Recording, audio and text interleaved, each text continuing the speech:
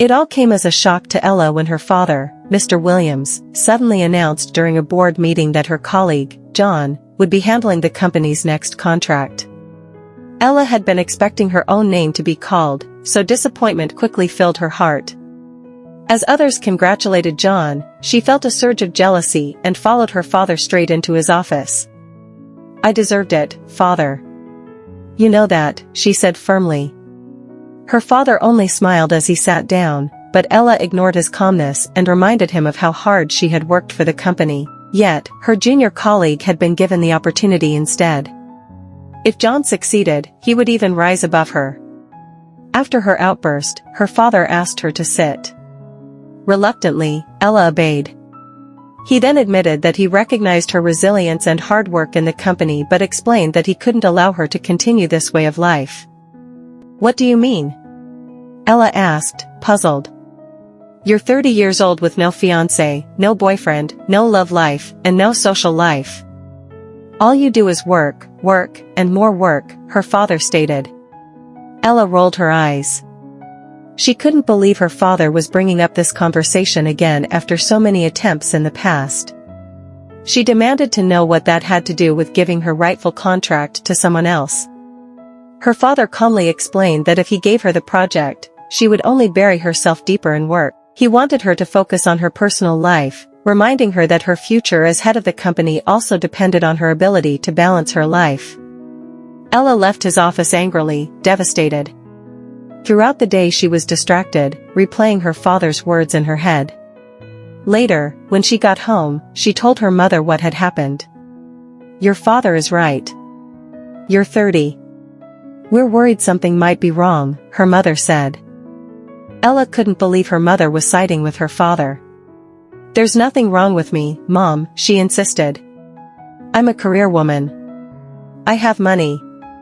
What else do I need? You need a relationship, a family. You need to love and be loved," her mother countered. Ella realized she wasn't going to win the argument.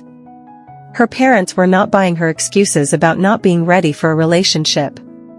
As she began to leave, her mother mentioned that their old family friends had just relocated back to town and would be visiting soon. Ella wasn't impressed and returned to her room. Saturday afternoon came sooner than expected. Ella buried herself in office work inside her room, only leaving to refill her cup of coffee. Her mother, who had been expecting her to help prepare for their guests, eventually lost patience. She stormed into Ella's room, dragged her out, and seized her laptop. Ella felt so upset that she considered getting her own apartment quickly, just to have her privacy. Some minutes later, the guests arrived. When Ella opened the door, goosebumps rushed over her as her eyes landed on Chris. Her mouth fell slightly open, she hadn't expected him to be so handsome. It wasn't until Chris's mother, Mrs. Godwin, greeted her that she regained her composure. She greeted them respectfully and led them into the living room. Her parents warmly welcomed Chris and his mother while Ella lingered behind, observing. Ella's father and Chris's father had been childhood best friends. When Chris's father, Mr. Godwin, passed away 20 years ago, Chris and his mother relocated to the U.S. Unlike his mother, Chris occasionally visited town. "A whole 20 years without you here," Mrs. Anderson said to Mrs. Godwin, and they all laughed. As they settled, the maid served them food. Mr. Anderson asked Chris about life in the U.S., and Chris spoke about his career in sport and recreation, explaining that he had returned to town to invest and open a recreation facility.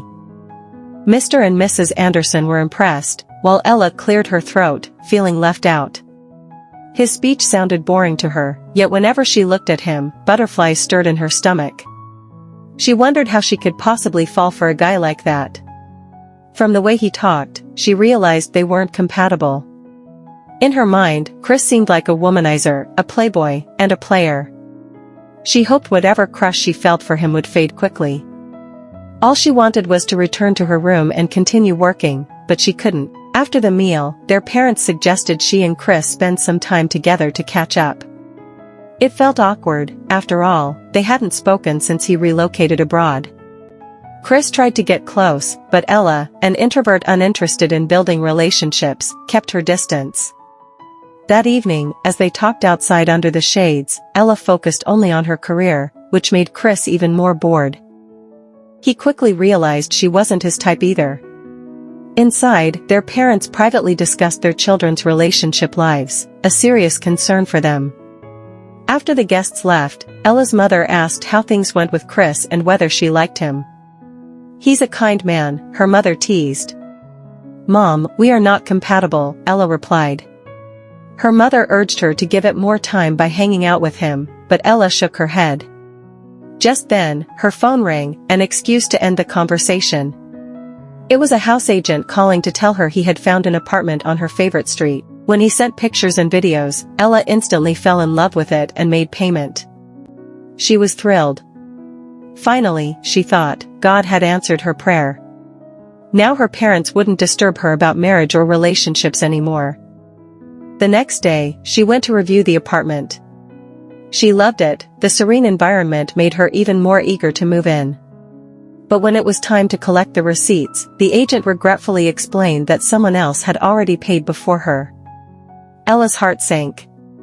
She argued, but the agent insisted the first payment had priority. As he was about to refund her, the other tenant arrived, and to Ella's shock, it was Chris Godwin. To be continued.